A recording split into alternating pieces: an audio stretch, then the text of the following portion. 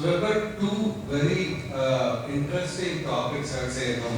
Thanks to Sudhir, who flew in all the way from Pune.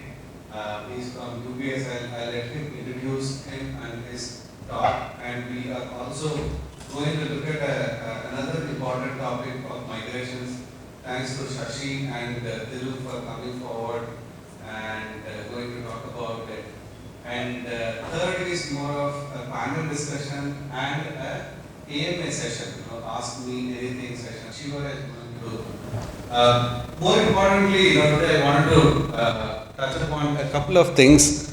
We have PG days coming up, Hyderabad PG days, and this is an annual event that we do every time in August. The call for papers are going to be closing very soon. If you would like to showcase your Postgres talent, if you would like to talk about some of the case studies you have worked on, if you have looked at some important features or parameters of Postgres, please do share those stories with us, and we'll give you a slot to talk about your stuff at the event. I would call upon Sudhir to come and take his session. Okay, so my name is Sudhir Kumar Yadav. I'm working in UBS, and thank you, Hari, for arranging this session and giving me a chance to speak here. So you can see the topic is Postgres performance tuning, but it will be more of a session where I want to share my experience. Okay, so I have a decade of experience working in robust systems like SQL Server, PL/SQL, and Sybase. If you have heard of Sybase or not, I'm not sure. One case is good. So now the industry is moving towards more cloud native and cost effective. So we are shifting to Postgres, right? So that gives me a chance and opportunity to move my focus outside Postgres, right? So in last couple of years, I primarily worked on two of the migrations. One is migrating from Oracle to PostgreSQL. Okay.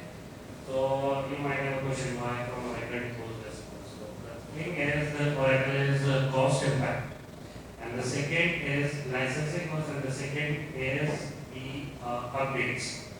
We very frequently get update for Oracle, and it might not be useful for us.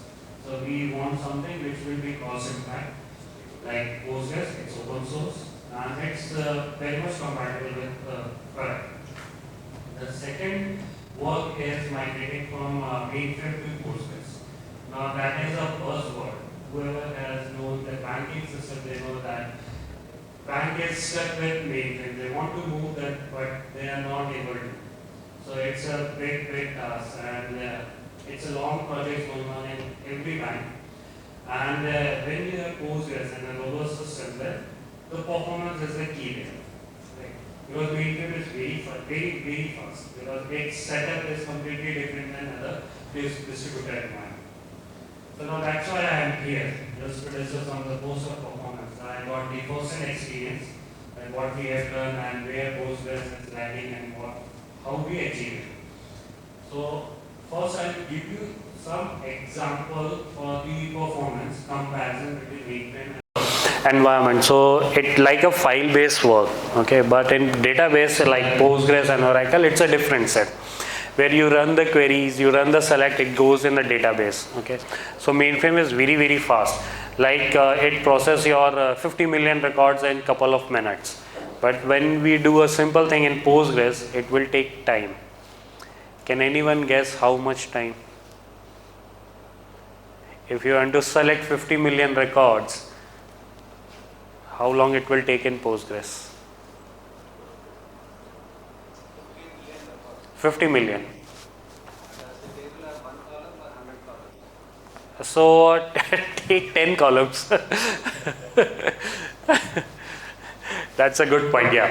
So these are the things that you have to first start that okay, what is the setup, what is my baseline, how we have to prioritize, right? So that is why this slide comes into the picture. So if you see, first is the baseline, as the Hari asked, how many columns? I simply give you that it's a 50 million record rows are there. That's good. But what is the data type? Is it a text? Text will take more time, right? So first you have to baseline. So how you are gonna baseline it is establish norm using PG stat statements. I think the experienced person might have known, but this is your starting point, that what query you are running, what load you are running at a given point in time. From there you will identify what is the mean latency, what is the transaction volume. Okay, I said 50 million, very good, 50 million is good, but are we using those 50 million? Can we reduce the size? Can I put a where clause? Like, so that is one part. So similarly, you have to identify your volume before your tuning. The second is diagnostics. This is very important part, that how you will diagnose what is happening in the background. So for the diagnosis, we usually go for the wait events and IO. Okay, before coming to that. So today I am focusing mainly on two aspects. One is events, wait events, what is happening in the background. When you run the query, there are events. Everyone knows the events? Okay, good. I got some nods. Good. So when you run the query in the background prepares the data, do the analysis, right? So all these requires a wait. So we will discuss on the waits, we will discuss on the input IO buffers, because these are the two key things which will impact your performance. Okay, there are other n number of items, that indexing and whatnot, but hold on for that a minute. First discuss these things. Okay, now when we go to the diagnostic, we want to analyze that how your weights are working. So to check that what your query is running, how, so so basic thing is, how many type of weight do you know in Postgres? Can you at least guess? If I write a select and optimizer or the query planner or it's running, so how it gets you the data?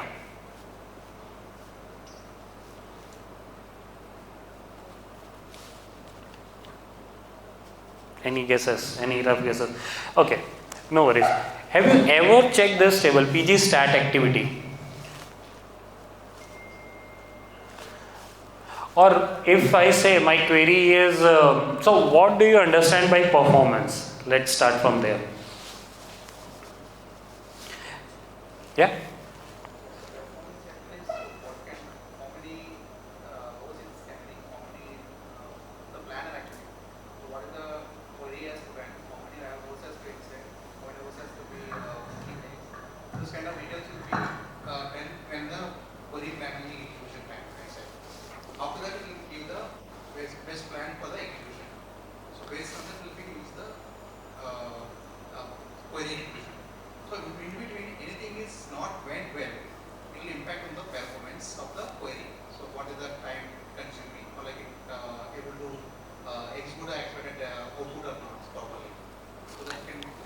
Yeah, that's a good try actually. Thank you. Anyone else? Perfect. So performance means how quickly you get your output. That is one aspect. Okay, that is your time. And second aspect is, there is one more aspect for the performance. That is cost. Okay. If I want to get the output and I put say 10 system in one core, okay, then that doesn't make sense. I'm giving more cost, right? So I have to reduce the cost, at the same time I have to improve my timing. It should give me fast results. Okay, so if you want to take these considerations, so for the performance you get the details, means you can diagnose all these parameters from PG stat activity. Okay, how long it takes, what is the cost. You might have heard that if I am using one CPU, I write a single select, it will take say 10 seconds. I am roughly giving it. So if you improve the cores, if you improve 2 CPU, it might reduce. So instead of 10, you get 4. So your cost is reducing, right? So that is performance. You have to be maintain both the parameters. Very good. So how you get the details is from PG stat activity. Now that is performance. Now we understand what we are trying to achieve. We want our query to execute fast and at the same time reduce the cost. Very good. How we have to achieve is, in Postgres or in any of the database, you have multiple admin tables which capture those parameters, which can help you to identify where your query is lagging, or basically how your query is performing. So PG stat activity is the same table. Okay. From there, it identifies what all types of waits are there. So what waits or what events basically means is, when you write the query and fire it, first it will prepare the query. Your interpreter will first prepare it. Okay, it will do the joins, right? So for the joining also it needs some time. Then it throws the data back on the console. So it needs that time also. So it will do all type of wait. If your query is running on a table, which table is already used somewhere, so what it will go do is, it will wait, right? That is one type of wait. Second type of wait, it's waiting for some other process to finish and give you the output. Like if you have written the stored procedures, right? So in stored procedures, there are steps. So your second query will execute when your first query is done. So it's in waiting. If you are updating, then also it will wait. Okay. If output means input IO, means it's waiting for CPU to give you the resources. Okay. So there are almost, I don't exactly remember the name, but there are almost 12 types of wait. Okay. That is required for your query. Now, the performance depend is how fast your wait means, how less is your wait time. Okay, and PG stat activity calculates or records all these items, how long it's waiting, how quickly it gets the IO, how quickly it gives the output. Okay, very good. So with the PG stats, you got all details, your diagnostic is done. Now, then comes the implementation. Implementation means your target disk IO with indices and memory tuning, optimize shared buffer to increase hit ratio. Very good. Now what is hit ratio here? What is the hit ratio in Postgres?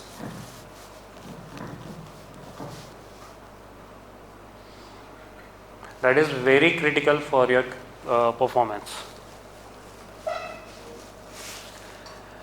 Okay, so when you run the query, there are two memories, right? One is your hard disk, physical memory, and one is your cache memory. So when we run the query, what happens is, data should be available on cache for quicker response. If it goes to your physical memory, it will take more time. Okay, so this hit ratio is when your query is fetching data directly from cache. It's not going in physical memory. So that is how this hit ratio is impacted. Now, how we manage this in Postgres? Any idea? Sorry? Memory segment, okay. And memory segment you can't control, right? What is the parameter that you can control for hit ratio or for your segmentation? Have you heard about shared buffer, work memory? Yeah. So those two parameters help you manage this. Okay. We'll discuss more in the upcoming slides. Now the third part is validation. So I've written the query. Okay. I optimize it. I find myself that I'm confident in myself that yeah, my query will work well. I put this in production. Okay, let's run it.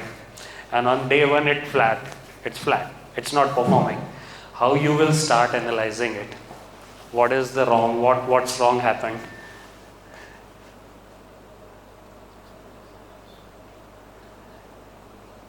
Have you ever tried this explain analyze? Right? Yeah. So that is the first starting point. When you say my query is not performing well, then what you have to do is you have to go run the query with explain analyze. What it will do is, what it does? Query execution plan. Exactly. It will give the execution plan, that where your query is blotting, Okay, if index is used or not, it's going for sequential scan, index scan, all those details. Good. Okay. Now, as I said, today I was trying to explain you my experience with the wait events and IO. So this is diagnostic of wait events. Is it visible? I hope it's visible to everyone. Yeah. Okay. Good. So optimizing must prioritize IO wait events. High data read indicates the database is waiting for OS disk space. Okay. How you can identify is there is a query in stat activity which will tell you the IO wait events. Now this says you have to look beyond query, analyze total latency including data serialization overhead. Sorry. Yeah. So I'll go back to my first example where I said I have 50 million records and I write a simple query, select star from table A. Table A contains 50 million records. Now, in Postgres, I'll give you my example. In my system, this simple query is running for 10 hours. It's only select star from this, nothing else. Okay. Now, how I can optimize this? So, when we talk about optimization, we first start with indexing, right? But it's a simple select star from table A.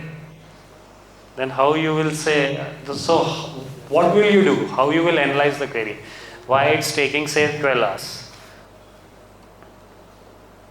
Based on our system configurations. Okay, but still 12 hours. Okay, I agree with your system configuration. That is one part. What else? Sorry? Memory size. Look, if my system is able to save 50 million records, that means it has memory, it has capability, right? And I am doing only select. So if I can save it, then I can get the data. But getting 10 hours is not a feasible idea. Analyze, okay, but analyzing will help only to correct the indexes, but I am not using index. If you are writing select star, how your index will be used?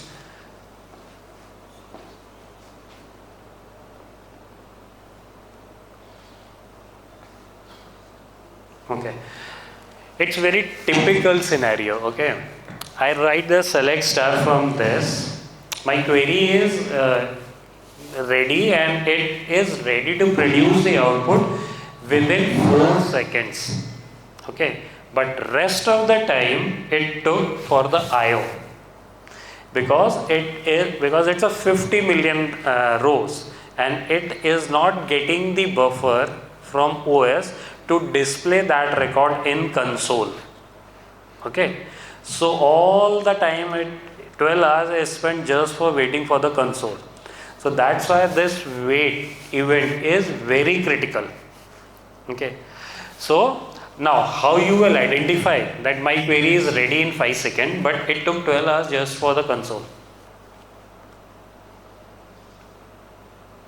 Okay, so for that, if you go to PG stat activity and PG stat events, okay, have you ever seen how logs or wait event change when you run the query? In Postgres, we runs the query. It takes say 5 minutes. So in 5 minutes, it quickly changes the steps, right? Fetching the data, IO, file read, disk read. It goes to those events. Have you ever seen that? So next time, go to PG admin. You run the query and go to the dashboard. When your query is running, your dashboard will show you all those events and waits, and it will change the colors also. If your query will run for at least I think 20 minutes, it will change to red. Okay, that is one. When your query is running, you can easily identify. But if your query is already executed and you want to analyze after that, then you have to use PG stat statement and PG stat activity. Those two columns will tell you where your time is spent by the query. Okay, it will so do you think, am I correctly saying that my query is ready to give me output in 5 seconds and it took 12 hours just to throw output on console? Everyone able to understand what I am saying? Okay, that's good. First we have to understand this line actually.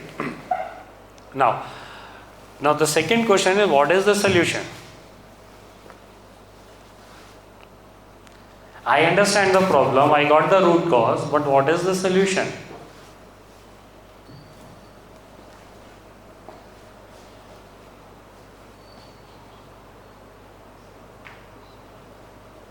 Okay. What is the business case you can think of where we need 50,000 records in the console? No. For generating reports. Yes, but for the reports, very good point, but for reports you also don't need 50,000 record in one go, first. Second, if you still want to produce 50,000 records, you will not use select star. You will use, what will you use? Copy command. You dump the data in a file. So you don't need that data in the console. Okay. So let me tell you why we face this issue is we are migrating. So the point that you have said that it's for the files, the same process we were doing. We were migrating ETL. So we were in Oracle and we moving to ADF. Everyone knows ADF? Azure Data Factory. So we are migrating to ADF. Now how ADF works is it always pulls the data on console. Okay. So there are two options. Either you put the data on console, or second you put the data in a table back. So we were doing on console. So every step produce the data 50 million because it's a ETL. So you have the volume 50 million, 60 million, 100 million, right? So it pushes all the data on the console. From console, the second step pull the data and again process and put it on console. Right, so that's why my pipeline was not working because each step is taking 10 hours. Right, now that is one. What is the solution? I need that data. What is the solution?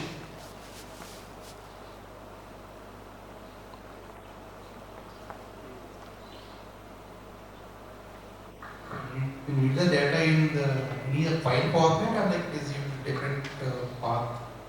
No, it's the same. It's the same. So if you have a table, the data will remain the same. We have processed it. Number of columns remain the same for the second step. Yeah.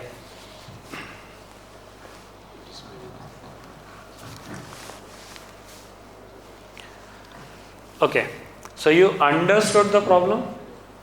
In the ADF, we have pipeline. Pipeline has every step. We pull the data on step 1. We process it. And then we dump it on the console. Then second step will pull the data, process it, dump it in the console. So instead of using that, we push the data in a table. Yes, we remove the console dependency. We push the data in a table, pull the data from one table, push it in the second, process it, push it in the second table. This table will be used in the next step. Yeah. Now this using of this step of the intermediary table, that solved my problem, and now my job is finishing in 6 seconds. So what is the target output, Rohit? Target output means timing. You are saying that you are taking from the database, right? And you are putting into intermediate table. And again it's processing. Correct. And you are putting into another table, something like that. Correct. So final output, how many rows? It's 50,000 rows? 50,000. Yeah. So we have 7 steps. So we started with 50,000. We have to end up with 50,000. Okay. It will only process the data, but the count remain the same. So we pull the data from mainframe, process it in the 7 steps, and push it back in the file to downstream system. Okay. So whole process, the number of rows will remain same. So we use the tables, intermediary tables, which will do the processing. So first step was taking 10 hours. Now when we push in the table, it took only 7 minutes for whole process. And once everything is done, we use the copy command to push the data in the file for downstream. Okay, so as you said here, okay, ultimately the main table is there, right? Correct. You are executing the select star from the table. Correct. Okay, in that case, you are not doing any processing here, right? Just you are For the first, yes. you are you are pulling the data and displaying into the this one Console. right? Yeah. So in that time there is no processing, but in your explanation it is processing. So here, what is taking the time here? The Okay. processing is taking time? Yeah, so if you do select star, what happens is ADF, okay, that is the ADF problem, okay. If you do a select star, okay, in ADF there is a pipeline. Every pipeline has steps, okay. So the first step is so ADF works like a file system. So if you are not passing the table and you are doing select star, and for the next, if you ask the next step to pull the data from previous, it's like throwing the data on a console. Okay, it will give the data to the console and the next will pick that data from the console. Yeah, here the time is taking while processing and Processing is not taking time. that's what I'm saying. Processing is not taking time, but again it is displaying in the console, right? It's not displaying, it's only readying the data for yes. In ADF we don't do display, it's only data is available in a console as for, to be used for next pipeline. Yeah, it's so in the PG admin, if you do a select star, it will throw the data in the output file, correct? So that is a console. Similar console in ADF, similar concept is in ADF. If you do anything in a pipeline, it will prepare the data for the console, okay, that is ready. And the second step of the pipeline will pick the data from that console. So that is taking time. Yes. So if you remove that console part, if you give the data in a table itself, it will process fast. But how you identify is your this. Yes, because if you run the query, if you run the pipeline and you don't do analysis here, if you try to analyze in the ADF, it will not let you know that IO buffer is waiting. Okay.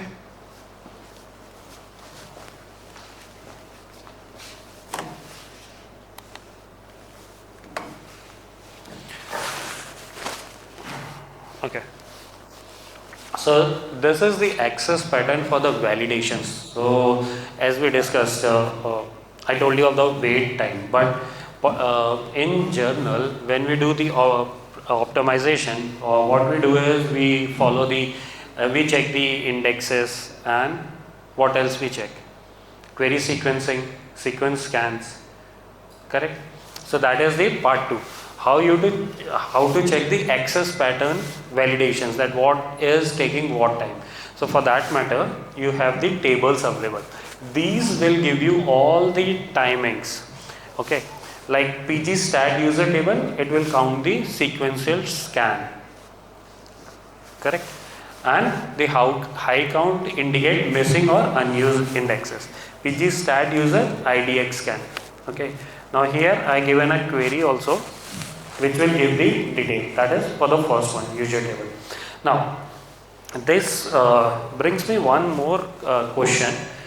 Okay, I have a table, let's say 50 million, same table, table A. Okay, I did select star from table A where employee name is XYZ. Okay, so and on the employee name I have the index. Okay. So, what is the expectation? Index will be picked or not? And if not, then why?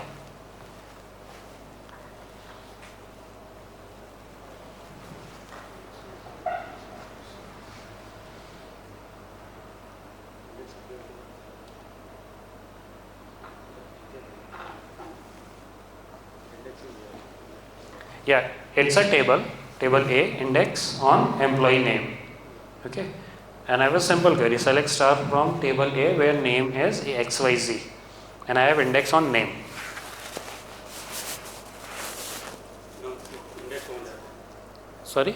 Index on that. Why? Because that is a direct line for it. If it is the index will perform. Okay. Everyone agrees? No. Hari says no.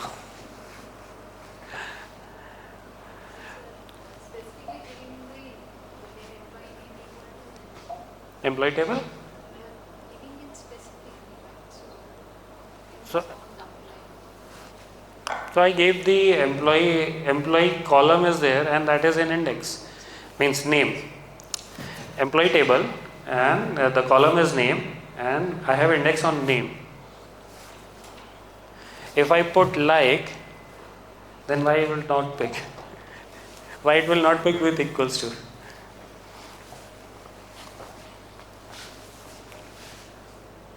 Okay, so your index will be picked. Okay, so in the next slide I'll tell you one more thing. Okay, very interesting with this like indexing. Now here I have written one thing last, pgstat blocks head.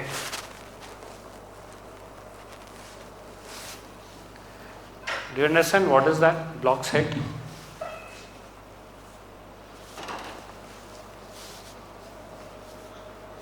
This is very important when we are analyzing the input IO.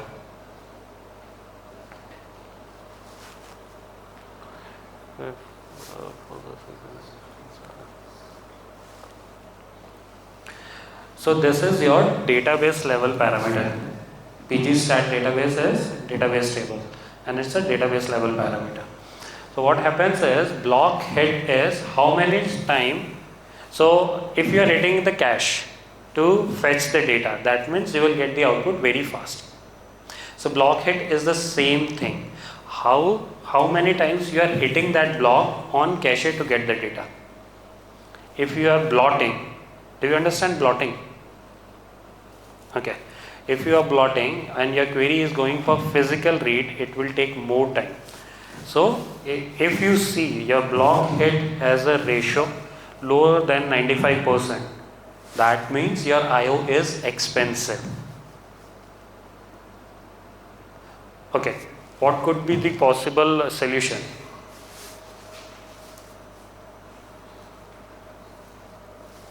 Just pick one, any wild thing, any solution that you can think of.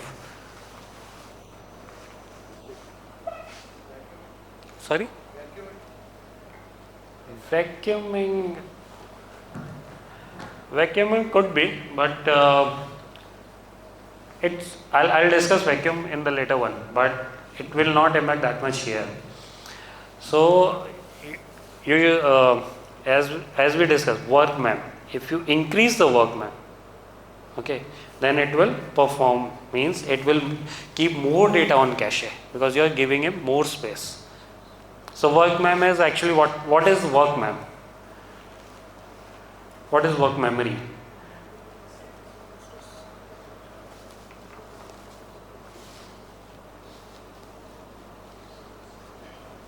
So it's actually the space you are giving to a query to do its perform work. The space, it's in 8 KB pages, it's the memory you are allocating for any query to do these things.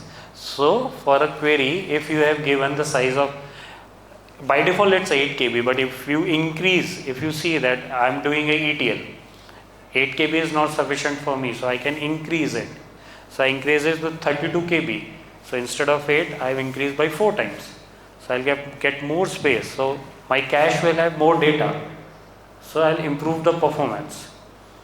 And you can set this parameter for a particular query also. It's set as a parameter for the server level, but you can set for a particular query. With set command, you set it. Once you are done, just refresh it.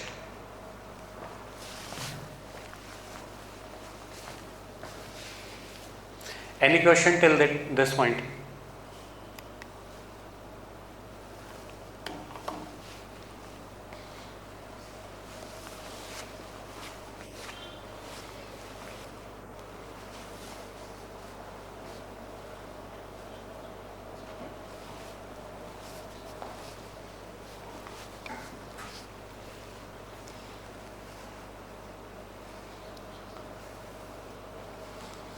This is very plain language, B-tree optimization. Just put B-tree index and you will get O log n. We all know we can use the indexes. Does anyone tell me how many type of indexes we have in Postgres?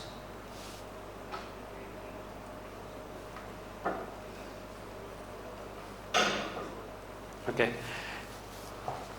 So here I mentioned B-tree optimization. I did not mention anything else. Okay. I gone to shared buffer mechanics, but I'll be back on B-tree. So this B-tree, when we create the index, the syntax is create index on this table name, then in bracket column name, right? Right? Everyone agrees? What type of index it will create? By default, B3. B-tree. Okay. The second question is, if I am writing a query, select star from, okay, I created an index. Okay, I run the query, but the query is taking some time. The query is taking 4 minutes, roughly 4 minutes. If I tell you some time, it will be a vague number, so I'll put a number itself, quantify it, 4 minutes. It's a simple select star from this, where column A is say 214. I put 214 as a year. Okay, so it has a number. Okay, very good. Now it's taking 4 minutes. I found that it's weird why it's taking 4 minutes. So I went to my tables to check if indexes are used or not. It's doing index scan and I check everything looks good. But it's still taking 4 minutes. What do you think I can do to fix it?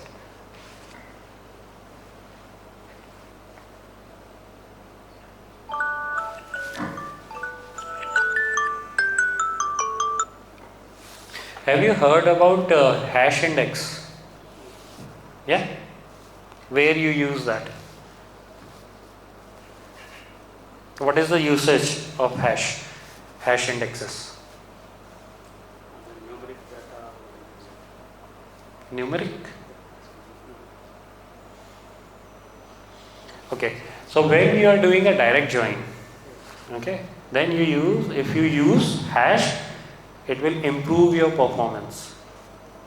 So if we can go back on the slide, there are tables which will tell you these details.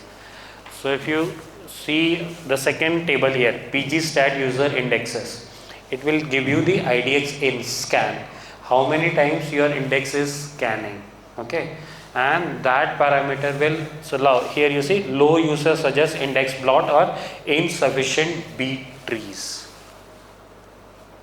So if your query index is used, but this number is not correct, then you have to think of changing the index. Okay, that is one example. If you have a join which is equals to, which is direct join, then try your hash index. Second question on the same topic. If you have intervals, then what will happen? If you have a duration, search time, start time from year 2018 till 2021, then you have a different type of index. Don't use this hash or B tree. Okay, there is interval index. Now quickly coming to shared buffer mechanics. As I told, this shared memory, if you see 8 KB pages, okay, if you find that your query requires more time, you can change or increase the work map in the multiples of 8K. Okay, good. Now the second is cache hit ratio. This is very critical. Okay, your page or your query should not go on physical read. So you do this cache hit ratio, formula is hidden. The formula says hit divided by hit plus read. So if you see your explain plan, you will see total reads. You have seen reads. So this is that one. There also you see the hits. So your hit should be very quantified. It should not go like in billions or some number. The next is heap block. Heap block is easy. Block read, heap block read allows DBA to see how often query is hitting physical storage, same thing. Okay. So, is this a ratio? Yeah. So there are two parameters. When you do the shared buffer, there are two parameters, shared buffer and workman. Those go hand in hand. Okay. So when you are changing any one of those, you have to check the other also. Because if you increase drastically, if say I have a memory of 512 GB cache, okay, cache 512 GB, I'll think, okay, let's increase it to 60 GB. What's the harm? I have 500.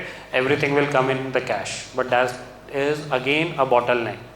If your query is executing and first query itself takes 60 GB, your second query will be waiting for query to be freed. Okay.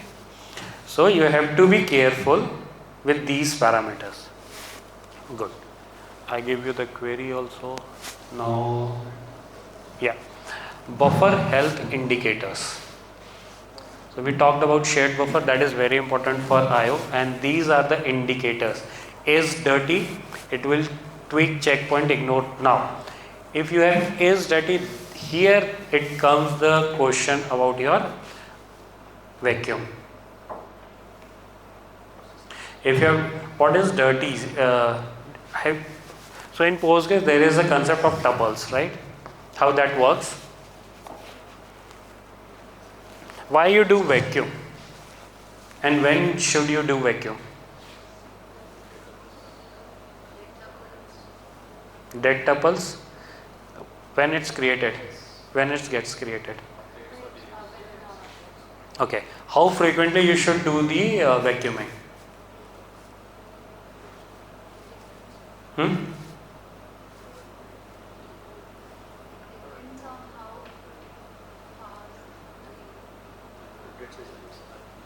Sorry. So vacuum is very good thing, especially this auto vacuum in Postgres, but there is again a catch.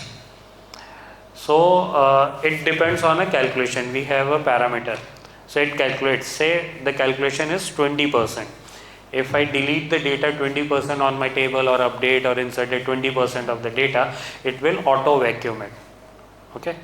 But say I am running on 50 million, again 50 million, 50 million's 20% is 1 million roughly. Okay. So I have to update 1 million record, then it will auto vacuum it.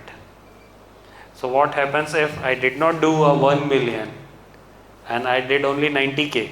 It will not run auto vacuum, but my table is dirty, right? So is dirty is there. So from my experience, we removed auto vacuum and we did vacuum by ourselves. So whenever we do the processing, especially for ETL, okay, ETL, on a regular one, it's very hard to do vacuuming on a table because the process is running. But if you are doing ETL, you take control of the vacuuming. Vacuum before doing anything on a table, whether insert, update, delete. So your performance is fast. First. Second issue, if you auto vacuum triggered and at the same time you use the same table, then it will block and your query will not run ever. We face this issue in production. Okay, we engaged with the Microsoft and they were unable to identify the issue for a day. Then we said, okay, give a pause for 5 seconds and let's see, and it worked because at that 5 second vacuum was able to clean the table. Okay. So that is where your dirty and vacuuming comes into the picture.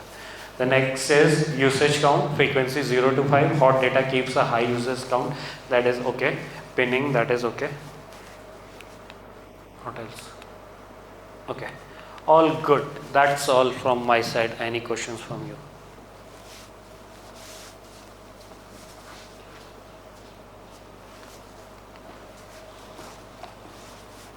Anything? How different is the Azure for Postgres during your experience on stock Postgres? Azure Postgres, okay. So, how different means, are you comparing with something or just experience? From a DBA experience or a developer experience. Yeah, so I really like that one. But if you compare Azure Postgres with Snaps, SQL Snaps, right? That is inbuilt for SQL Server. So it's not. I would rate Snaps better than Postgres, but we are able. So as I said, I was migrating ETL tool from Oracle Informatica to Postgres and Azure, and we were able to make it comparable with the current infra. And if we are achieving same thing with Oracle and this Informatica, then I think Postgres is very good. Yes, but the major challenge is, don't jump directly on the means lift and shift. You have to first understand the infra of Postgres. Like we did some mistakes early on, right? Because we started that, okay, everything is ready. We have to just pick the query, Oracle query, put it in the Postgres, and it will start running. But that doesn't work for the migration. We need to first understand what is the new setup, what is the compatibility level, and what is your compatibility with the Postgres. Then only you should move. If not, then thank you very much.